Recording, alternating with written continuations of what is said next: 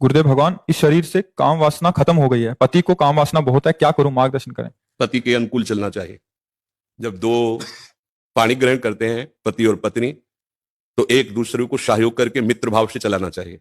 हमें अपनी रुचि दूसरे पर नहीं थोपनी चाहिए, बात ध्यान रखना चाहिए।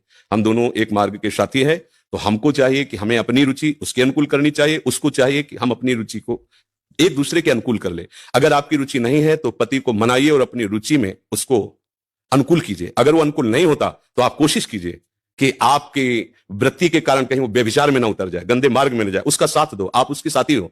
आपका ब्रह्मचर्य उतना मान नहीं होगा जितना पति की आराधना मान होगी। पति को एक मित्र है, मान लो हम कह रहे हैं वो पति परमेश्वर होता है, ऐसा मत मानिए।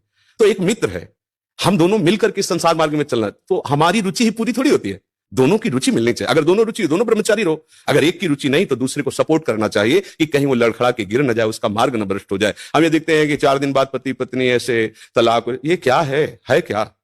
सिर्फ अपनी रुचि का पोषण नहीं होना चाहिए। अगर हम दो मिलते हैं, दोनों मित्र बनते हैं, तो एक दूसरे की रुचि का सहयोग करें, तभी तो जीवन यात्रा चलेगी। नहीं तो कब ऐसे नहीं चलेगा। आप ब्रह्मचारी बन के बैठो और वो व्यभिचार में प्रवृत्त हो जाए तो आपने पाणी ग्रहण किया था, ये आपकी मित्रता नहीं सही रही। हाँ, वो बहुत ही व्यभिचारी है, अन्य तो फिर अपने को अलग कर लेना चाहिए। अगर वो एक पत्नी व्रत है तो हमें उसका सहयोग करना चाहिए, उसमें ब्रह्मचर्य की तरफ वृत्ति न रखकर अपने पति की अनुकूलता की तरफ वृत्ति रखनी चाहिए।